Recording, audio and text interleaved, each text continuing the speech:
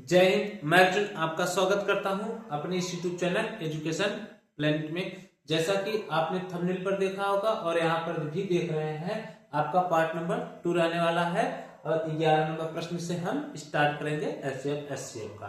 ठीक, तो ज्यादा समय न गवाते हुए चलिए शुरू करते हैं। अपना प्रश्न है 11 क्या है।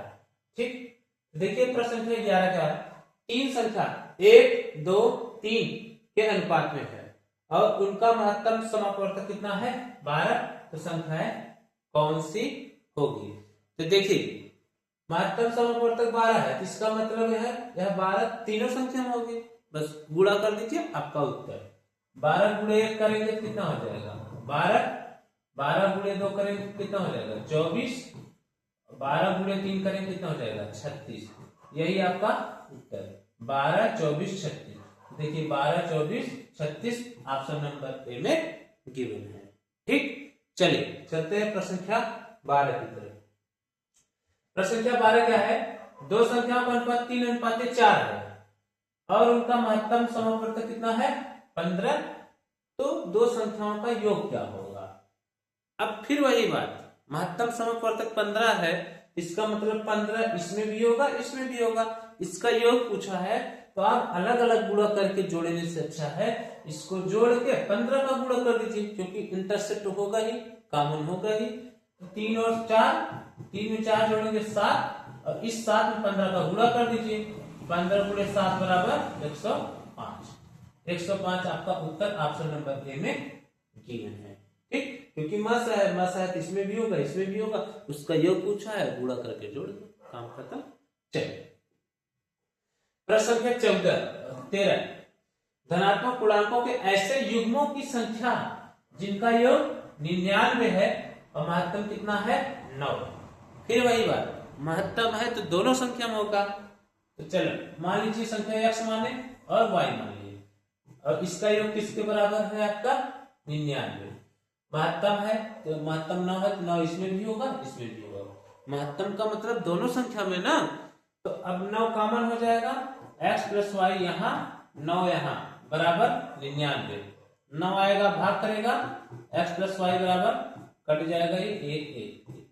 ठीक, अब पूछो क्या है युग्मों की संख्या। तो युग्मों की संख्या पूछा है तो देखिए 1 लेंगे 10 11 हो जाएगा, 2 लेंगे 9 11 हो जाएगा, 3 लेंगे 8 11 हो जाएगा, 4 लेंगे 7 11 हो जाएगा, 5 लेंगे 6 11 हो जाएगा। अब इधर 6 लेंगे तो बड़ी संख्या आ जाएगी, वही दोबारा इधर उधर होगा, तो दोबारा नहीं करना इधर।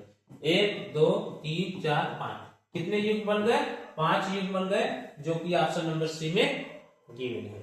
ठीक, तो युग बनाने वाला प्रश्न आप इसी तरीके से करेंगे। चलिए प्रश्न संख्या 14।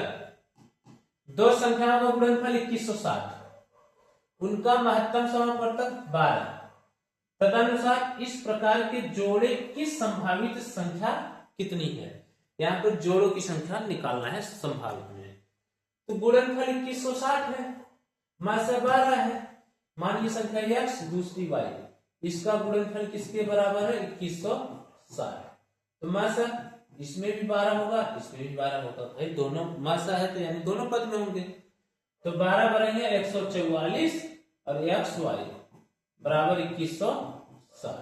144 आएगा भाग करेगा एक्स वाई इक्वल टू 2160 बटे 144। अब इसको काटिए, 12 से काटेंगे 12, 12 कम 12, 12 98 0, 180 फिर 12 से काट लीजिए, 12 कम 12 बटे 60, 15 है। एक्स वाई इक्वल टू कितना है 15। अब इसी को संभावित युग्म बनाना है। अब बताइए अगर 1 लेंगे तो 1 में 15 गुणा करेंगे तो 15 हो जाएगा। यहाँ पर गुणा करना होगा युग्म में, क्यों, क्योंकि एक्स वाई दिया है ना कि एक्स प्लस वाई, ध्यान दीजिएगा। अगर आप 2 लेंगे तो 2 में किसी भी संख्या गुणा करेंगे 15 नहीं आएगा। 3 लेंगे तो 3 में 5 गुणा करेंगे 15 आ जाएगा। 4 सम संख्या किसी भी संख्या पे लेंगे 15 में, 5 भी लेंगे तो 5 के 15, तो आगे पीछे नहीं करना है, क्यों हो गया है 5 3 5 बोलो चाहे 5 दिन हो गया। 6 लेंगे तो होगा ही नहीं, सब सम है। 7 में ऐसे किसी गुणा नहीं 15 होगा। तो आप ओवरऑल देखेंगे किसी का नहीं बनेगा। 1 5 एक युग्म हो गया, 3 5 दूसरा युग्म हो गया, यानी आपके संभावित युग्म कितने बन जाएंगे? 2। ठीक, ऑप्शन नंबर बी। ठीक, चलिए प्रश्न संख्या 15 की तरफ देखिए। प्रश्न संख्या 15 क्या है? दो संख्याओं का योगफल 384 है। दो संख्याओं का योगफल कितना है? 384। उनका महत्तम समापवर्तक 48 है। महत्तम समापवर्तक कितना है? 48 है। संख्याओं का अंतर, चलिए अब ऐसे सवाल में संख्याओं का अंतर कैसे निकालेंगे? वो वाला फार्मूला लगा के x प्लस वाई का whole square equal to x minus y का होल स्क्वायर प्लस 4xy, वैसा करेंगे तो बहुत लंबा जाएगा। आप इसमें भी चालाकी लगाइए, युग्म बनाइए। ठीक, तो देखिए संख्याओं का योग कितना है? 384। मान लीजिए संख्या x है, दूसरी संख्या y है, इसके बराबर 384। अब 48 में से है तो यानी 48 यहाँ भी होगा, 48 यहाँ, 48 कॉमन लेंगे तो हो जाएगा x plus y equal to 384। 48 आएगा भाग करेगा, x plus y equal to इधर गुणा कर रहा है, भाग इधर बटे 48। 4 32 8 64, 320 में 64 जोड़ 384, 8 बार x प्लस वाई बराबर 8। अब इसका युग्म बनाइए, x प्लस वाई है तो एक बार 1 लीजिए, 2 बार 7, 2 लीजिए 6, 3 5, ठीक, और 4 4, फिर काटे तो किया जाएगा। अब आप देखिए वैसे सही मायने में युग्म 3 और 3 5 देखना है, एक साथ देखना है। ठीक, अब इसी में 48 में सा है, गुणा करा के घटाइए, कोई ऑप्शन मिल गया तो वही वाला उत्तर। तो 48 गुणे 1 48, 48 गुणे 7 करेंगे तो 7 8 56, 7 चौक 28, 5 33, 336। अब ये एक संख्या मिल गया 48 और 336, अंतर करिए, यदि कोई ऑप्शन मिल गया यही वाला से काम हो गया। तो 336 माइनस 48, 16 में से 8 गया 8, 12 में से 4 गया 8, यहाँ 2 बचा, 288 मिला। ऑप्शन नंबर सी में मिल रहा है। ठीक, तो यानी आपका कितना उत्तर हो जाएगा? अंतर 288। 15 का उत्तर ऑप्शन नंबर सी। ठीक, ये चल रहा है ना। चलिए 16 नंबर प्रश्न संख्या 16। वह सबसे बड़ी संख्या जिसके द्वारा 1657 2037 को भाग करने पर शेषफल क्रम से 6 और 5 रहते होंगे। ऑप्शन में इसलिए नहीं पढ़ रहा हूं क्योंकि यहाँ पर ऑप्शन पड़ा है, उसमें पढ़ के समय कहां गवाएं। चल जाए आगे, आप सीखो, ऑप्शन तो आप भी देख सकते हैं। तो देखिए ऐसे सवाल में आपको क्या करना है? पहले शेषफल घटा देना है, फिर जो संख्या है उसका मध्य निकाल देना है। क्यों? क्योंकि बड़ी संख्या पूछा है। तो चलिए 1657 से 6 घटाएं कितना हो जाएगा? 1651। ठीक, 2037 से 5 घटाएं कितना हो जाएगा? 2032। ठीक, कितना आ गया? 2032। अब इसका मध्य निकालना है, तो आप ऐसे गुणनखंड विधि से निकालना बहुत बड़ा हो जाएगा। आपको मैं तरीका जो बता रहा हूँ देखिए, 2032 अंदर रखिए, भाग विधि से निकालिए 1651, ये एक बार में जाएगा 1651, ये 2 में से 1 गया 1, 13 में से 5 गया 8 5 13 हो जाएगा, ये 9 9 में से 6 गया 3 381। अब ये 1651 यहाँ उतारिए। ठीक, ऐसे भाग दीजिए, जो शेषफल बचा उसको लिखिए, फिर जिससे भाग दिए उसको उतारिए। तब तक करते रहेंगे जब तक कट के 1 ना आ जाए, और लास्ट में जहां 1 आ जाए जो बगल वाली संख्या बचा रहेगा वही उत्तर। तो 3 चौका 12, 3 5 15, 8 पर नहीं 4 ले जाइए, 4 एकम 4, 4 8 32, 3 4 8 12 3 15। ठीक ना, 11 में से 4 गया 8, 8 4 12 7 होगा 7, यहाँ 4 4 में से 2 गया 2, ठीक, 127 381 उतारिए। तो 27 3 81 100 300, 3 बार चला गया 381 कट गया। अब इसी से पूरा कटा, यही आपका मैसर 127 आपका उत्तर हो जाएगा। देखिए कोई जरूरी नहीं है कोई जो तरीका सीखे हैं गुणनखंड, अरे भैया गुणनखंड करना हो सकता है उससे सरल भी तरीका से सीख जाइए। देखिए भाग विधि से आ गया 127। ठीक, इसमें सोचने की जरूरत भी नहीं किससे काटना है। ठीक ना, तो 127 आपका उत्तर 16 का। ठीक, चलिए प्रश्न संख्या 17। प्रश्न संख्या 17 देखिए 120 और 450 का लघुत्तम क्या है? भाई हेलो है, चलिए कोई दिक्कत नहीं, 2017 में पूछा गया, इसको इसी तरीके से निकालेंगे 450। ठीक, अब एक चीज जान लीजिए, अब आप चालाकी लगाइए, क्या 0 0 अलग कर लीजिए, 12 45 का निकालिए, बस 2 से काटेंगे 6, ये 45, 2 से काटेंगे 3, 45, 3 1 और 15 45, 3 5, ये 5, तो 5 नहीं 15, 15 45 गुना 90 गुना 180। ठीक, 180 और ये 2 जीरो था, 18,000 थोड़ी होगा, 180 ये था, इसमें से 1 जीरो लिख, यानी 1800 आपका उत्तर हो जाएगा।